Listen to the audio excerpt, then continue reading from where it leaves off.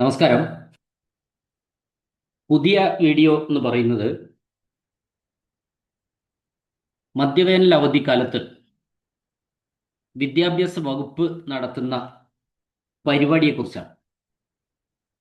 സാധാരണഗതിയിൽ ഇപ്പോൾ എഴുത്തു പരീക്ഷയ്ക്ക് 30% മാർക്ക് എഴുത്തു പരീക്ഷയ്ക്ക് നിർബന്ധമായി വേണമെന്ന ഒരു കാഴ്ചപ്പാടിൻ്റെ അടിസ്ഥാനത്തിൽ ഈ 30% മാർക്ക് അടുത്ത വർഷം SSLC-യിൽ ആ പരിഷ്കാരം വരുമെന്നാണ് പറയുന്നത്. ഇപ്പൊ മുൻകാലങ്ങളിൽ കുട്ടികൾ എല്ലാവരും ശരിക്കു പറഞ്ഞാൽ പാസ്സാക്കിയിരിക്കുന്ന കാലത്ത് പോലും 10%ഒക്കെ അന്ന് എല്ലാവർക്കും മാർക്ക് കിട്ടിയിട്ടൊന്നല്ല ശരിക്കും പാസ്സായിരുന്നത്. പേപ്പറിൽ ഒരു ഗ്രേഡും പ്രൊമോഷൻ ലിസ്റ്റിൽ കുട്ടികളെ നിർബന്ധമായി പാസ്സാക്കേണ്ട ഒരു സാഹചര്യം വരുമ്പോൾ മറ്റൊരു ഗ്രേഡും ഇട്ടിട്ടാണ് കാലങ്ങളായിട്ട് കുട്ടികൾ പാസ്സായി പോയിക്കൊണ്ടിരുന്നത്. എല്ലാവർക്കും ഈ മാർക്ക് ഒരു കാലത്തും അറ്റൈൻ ചെയ്യാൻ കഴിഞ്ഞിരുന്നില്ല. അതിനു മുമ്പ് വളരെ പണ്ടാണെങ്കിൽ പറയുമ്പോൾ 10% പേരൊക്കെ ഒരു ക്ലാസ്സിൽ തോൽക്കുമായിരുന്നു. രണ്ടാം കൊല്ലവും മൂന്നാം കൊല്ലക്കാരും ഒക്കെ ഉണ്ടായിരുന്ന ഒരു ക്ലാസ്സിൽ തന്നെ മൂന്നാം കൊല്ലം ഉണ്ടായിരുന്ന കാലഘട്ടമൊക്കെ ഉണ്ടായിരുന്നു. അവരന്ന് സ്പെഷ്യൽ ക്ലാസ് ട്യൂഷൻ ഫീ കൊടുത്തിട്ട് പഠിക്കണമായിരുന്നു മൂന്നാം വർഷക്കാരൊക്കെ. മെയ് 2-ന് അന്നത്തെ കാലത്ത് ഈ മെയ് 2-ന് ജയിച്ചോ തോറ്റോ എന്നറിയാനുള്ള ഒരു പോക്കുണ്ടായിരുന്നു. പോയി നോക്കി ആ ബോർഡിൽ കുട്ടിയുടെ പേര് കണ്ട് വളരെ സന്തോഷത്തോടെ തിരിച്ചു വന്നിരുന്ന ഒരു കാലഘട്ടം. പിന്നീട് എന്തായി? തോൽവി ഇല്ലാതായി. തോൽവി എന്ന വാക്ക് പോലും പറയരുതെന്നായി.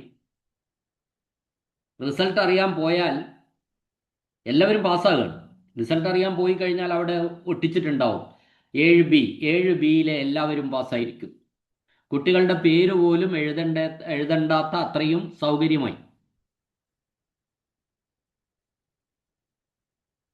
അങ്ങനെ 10-ല് ഈ ഒരു പ്രശ്നങ്ങളൊക്കെ നിലനിൽക്കുമ്പം തോൽക്കാൻ പാടില്ല എന്നൊരു ഇത് വന്നു. വിദ്യാഭ്യാസ അവകാശ നിയമപ്രകാരം 8-ാം ക്ലാസ് വരെ ആരും തോൽക്കരുതെന്നായി. പക്ഷേ പിന്നീടൊരു ആക്ഷേപം വന്നത് എന്താണെന്ന് വെച്ചാൽ 10-ാം ക്ലാസ്സിൽ A+ കിട്ടുന്ന കുട്ടികൾക്ക് പോലും ആ ബന്ധപ്പെട്ട വിഷയങ്ങളിൽ വേണ്ടത്ര പരിജ്ഞാനമില്ലാതെയാണ് ഈ മാർക്കുകൾ കിട്ടുന്നത് എന്നുള്ള ഒരു വാദം വന്നു. അപ്പം അതിന് പ്രധാനപ്പെട്ട കാരണം പലതുണ്ട്. ഒന്ന് C മാർക്കാണ്. എൻ്റെ ഒരു അഭിപ്രായത്തിൽ C മാർക്ക്, നിരന്തര മൂല്യനിർണ്ണയം എന്ന് പറയുന്ന C മാർക്ക് പ്രത്യേകിച്ച് ഒരു വർക്കും ചെയ്യിക്കാതെ, ഒരു പണിയും ചെയ്യിക്കാതെ വെറുതെ 10ഉം 20ഉം മാർക്ക് ആദ്യം തന്നെ കുട്ടികൾക്ക് ഇട്ടുകൊടുക്കുകയാണ്. 10-ാം ക്ലാസ്സിൽ ഇപ്പം 4,26,000 പേര് പരീക്ഷ എഴുതിയിട്ടുണ്ട്. 4,26,000 പേർക്കും ഫുൾ മാർക്കാണ് C. അത് ആദ്യം വെറുതെ കൊടുക്കുകയാണ്. കൊടുത്തതിന് ശേഷമാണ് കുട്ടി ഈ എഴുത്തു പരീക്ഷയ്ക്ക് പോകുന്നത് തന്നെ. പിന്നെ എന്തെങ്കിലും കുറവ് എവിടെയെങ്കിലും ഒക്കെ വന്നു കഴിഞ്ഞാൽ ഏതെങ്കിലും തരത്തിലുള്ള ഗ്രേസ് മാർക്കും ഉണ്ടാവും. മിക്കവാറും കുട്ടികൾക്ക് ഏതെങ്കിലും ഇപ്പോൾ ഒരുപാട് ഐറ്റംസ് സ്കൂളുകളിലേക്ക് വന്നിട്ടുണ്ട്.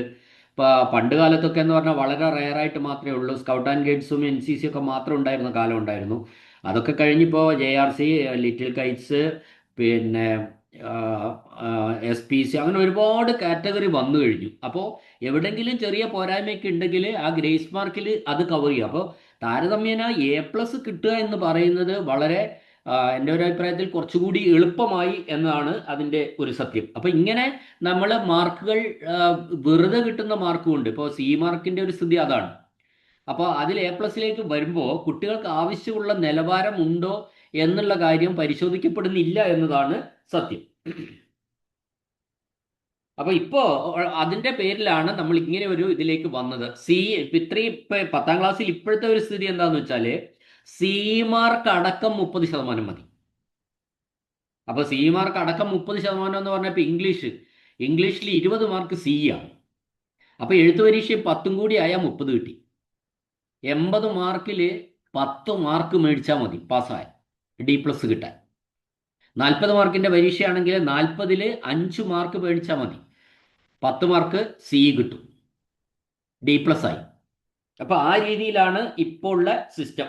അപ്പം അതിൽ അത് മാറ്റി 30% മാർക്ക് എഴുത്തു പരീക്ഷയിലും വേണമെന്ന ഒരു രീതിയിലേക്കാണ് കാര്യങ്ങൾ വരുന്നത്. അപ്പോൾ ഇങ്ങനെയുള്ള കുട്ടികൾക്ക് 5ാം ക്ലാസ് മുതൽ 9ാം ക്ലാസ് വരെയുള്ള കുട്ടികൾക്ക് ഈ അവധിക്കാലത്ത് ഒരു സ്പെഷ്യൽ കോച്ചിങ്, പഠന പിന്തുണ കൊടുത്ത് അവരെ ഉയർന്ന തലത്തിലേക്ക് കൊണ്ടുവരണം എന്നാണ് വിദ്യാഭ്യാസ വകുപ്പ് പറയുന്നത്. ഇപ്പം നമുക്കറിയാം 5 മുതൽ 8 വരെയുള്ള ക്ലാസ്സുകളിൽ 5 പോയിന്റ് ഗ്രേഡിംഗ് സിസ്റ്റമാണ്. 5 പോയിന്റ് ഗ്രേഡിംഗ് സിസ്റ്റം. അതിൽ 30% കുറവ് എന്ന് പറയുന്നത് ഇ ഗ്രേഡാണ്. അങ്ങനെ എന്നാൽ 9ലേക്ക് എത്തുമ്പോൾ 9ലും 10ലും 9 പോയിന്റ് 9 പോയിന്റ് ഗ്രേഡിംഗ് സിസ്റ്റമാണ്. അപ്പൊ ഏത് സിസ്റ്റത്തിലായാലും ശരി 30% കുറവ് മാർക്ക് എഴുത്തു പരീക്ഷയിൽ കിട്ടിയ കുട്ടികളെ, ആ കുട്ടികളുടെ ലിസ്റ്റ് ഏപ്രിൽ 17-ാം തീയതി ഹെഡ് മാസ്റ്ററും പിന്നെ മറ്റ് അധ്യാപകരും ചേർന്ന് നിന്ന് ലിസ്റ്റ് തയ്യാറാക്കണം. 18-ാം തീയതി അങ്ങനെയുള്ള കുട്ടികളുടെ, തോറ്റുന്നൊന്നും പറയരുത്, പിന്നെ അതിന് പറയുന്ന പേരാണ് നീഡ്സ് ഇംപ്രൂവ്മെന്റ്. നിങ്ങളുടെ കുട്ടിക്ക് കുറച്ചുകൂടി ഇംപ്രൂവ്മെന്റ് ആവശ്യമുണ്ട് എന്ന ഒരു വാചകത്തെ ഉപയോഗിച്ച് അത്തരം കുട്ടികളുടെ രക്ഷിതാക്കളെ സ്കൂളിൽ വിളിച്ചു വരുത്തി അവരെ കാര്യങ്ങൾ പറഞ്ഞ് ബോധ്യപ്പെടുത്തണം. ബോധ്യപ്പെടുത്തതിന് ശേഷം ഈ കുട്ടികൾക്ക് ഏപ്രിൽ 20-ാം തീയതി മുതൽ ഏപ്രിൽ 27-ാം തീയതി വരെ സ്പെഷ്യൽ ക്ലാസ് കൊടുക്കണം. ഇതെല്ലാം കേരളത്തിലെ എല്ലാ സ്കൂളുകളിലും നടക്കേണ്ടതാണ് ഈ പറയുന്നത്. അതിനുശേഷം ഈ സ്പെഷ്യൽ ക്ലാസ് കൊടുത്തതിന് ശേഷം ഒരു പുനഃപരീക്ഷ നടത്തണം. 28-ാം തീയതി മുതൽ 30-ാം തീയതി വരെയാണ് ആ പുനഃപരീക്ഷ. എന്നിട്ട് അതിൻ്റെ ഫലപ്രഖ്യാപനമാണ് മെയ് 2-ന് ഫലപ്രഖ്യാപനം നടത്തണമെന്നാണ്. ആവശ്യമായ വിഷയങ്ങൾക്ക്, ഈ 30% കിട്ടാത്ത വിഷയങ്ങൾക്ക് മാത്രം നമ്മൾ ക്ലാസ് ഉള്ളൂ, പഠന പിന്തുണ കൊടുക്കേണ്ടതുള്ളൂ. രാവിലെ മുതൽ ഉച്ച വരെയാണ് ക്ലാസ്. ഇനി ഇങ്ങനെയൊക്കെ ഒരു പഠന പിന്തുണ കൊടുത്ത് വീണ്ടും പരീക്ഷ നടത്തി പാസ്സായില്ലെങ്കിൽ കുട്ടി തോക്കാൻ പാടില്ല. കുട്ടിയെ യാതൊരു കാരണവശാലും തോൽപ്പിക്കരുത്. അവിടെ 30% കിട്ടിയില്ലെങ്കിൽ ആ കുട്ടികൾക്ക് സ്കൂള് തുറക്കുന്ന സമയത്ത്, അതായത് ജൂൺ മാസത്തിൽ ഒരു ബ്രിഡ്ജിങ് നടത്തിയിട്ട് അവരെ ആ ക്ലാസ്സിലേക്ക് ആക്കണമെന്നാണ് പറയുന്നത്. അപ്പൊ തോൽവി എന്ന് പറയുന്ന ഇങ്ങനൊക്കെ നടത്തുമ്പോഴും എന്തില്ല, ആരും തോൽക്കുന്നില്ല, അതാണ് സത്യം. അപ്പോൾ പിന്നെ ഇപ്പം നമ്മൾ ഈ 20-ാം തീയതി മുതൽ 27-ാം തീയതി വരെ നടക്കുന്ന ക്ലാസ്സിലും അതിനുശേഷം 28-നും 28, 29, 30 നടക്കുന്ന പുനഃപരീക്ഷയിലും പങ്കെടുത്തില്ലെങ്കിലും കുട്ടി തോൽക്കൂല. അപ്പൊ നമ്മൾ പറഞ്ഞു വരുന്നത്, ഇത് ശരിക്കും ഒരു വർഷം മുഴുവൻ പഠിപ്പിച്ചിട്ടും ഈ ശരിയാകാത്തവരെ ശരിക്കും 8 ദിവസം കൊണ്ട് ശരിയാക്കി എടുക്കാനുള്ള ഒരു പദ്ധതിയാണ് ഈ വിദ്യാഭ്യാസ വകുപ്പ് ആവിഷ്കരിച്ചിട്ടുള്ളത്. ഒരു ഭാഗത്ത് നമ്മൾ പറയുന്നു 40 ഡിഗ്രി കൂടുതൽ ചൂടുള്ള, അതുകൊണ്ട് ഒരു സ്കൂളിലും സ്പെഷ്യൽ ക്ലാസ് എടുക്കാൻ പാടില്ല, സ്പെഷ്യൽ ക്ലാസ് എടുക്കുന്ന സ്കൂളുകൾക്കെതിരെ നടപടി എടുക്കും എന്ന ഒരു മന്ത്രിയുടെ സ്റ്റേറ്റ്മെന്റും കണ്ടു. മറ്റൊന്ന്, ഈ വെക്കേഷനിൽ ക്ലാസ് എടുക്കണം എന്ന് പറയുന്ന അവർക്ക് ഈ അധ്യാപകരെന്ന് പറയുന്ന വിഭാഗം ശരിക്കും വെക്കേഷൻ സ്റ്റാഫാണ്. നിർബന്ധിച്ച് അവരെ കൊണ്ട് ക്ലാസ്സുകൾ എടുപ്പിച്ചാൽ ഇന്ന ദിവസങ്ങൾ വരുത്തിയിട്ടുണ്ടെങ്കിൽ അവർക്ക് ഡ്യൂട്ടി സർട്ടിഫിക്കറ്റ് കൊടുക്കണം, പിന്നെ അവർക്ക് ഏൺ ലീവായി, പിന്നെ അത് സറണ്ടർ ചെയ്യണം, അങ്ങനെയൊക്കെയുള്ള പ്രശ്നങ്ങൾ നിൽക്കുന്നുണ്ട്. അപ്പം മറ്റൊരു പ്രശ്നം എന്താണെന്ന് വെച്ചാൽ ഈ 20 മുതൽ 27 വരെയും 28, 30 പോയില്ലെങ്കിലും കുട്ടി തോൽക്കില്ല എന്ന് കുട്ടി അറിയാണ്. എങ്ങനെയായാലും കുട്ടികൾ തോൽക്കില്ല എന്ന് കുട്ടികൾ അറിയും. അങ്ങനെ കുട്ടികൾ അറിഞ്ഞാൽ പിന്നെ ഈ ക്ലാസ്സിൽ കുട്ടികൾ പങ്കെടുക്കുമോ എന്നുള്ള കാര്യമാണ്. കുട്ടികളെ സംബന്ധിച്ച് വെക്കേഷനാണ്. ഈ വന്നിരിക്കാൻ പൊതുവേ ബുദ്ധിമുട്ട്, ഇങ്ങനെ വന്നിരിക്കാൻ താല്പര്യമില്ലാത്ത കുട്ടികളായിരിക്കും മിക്കവാറൊക്കെ ഈ 30% താഴേക്ക് പോയിരിക്കുന്നത്.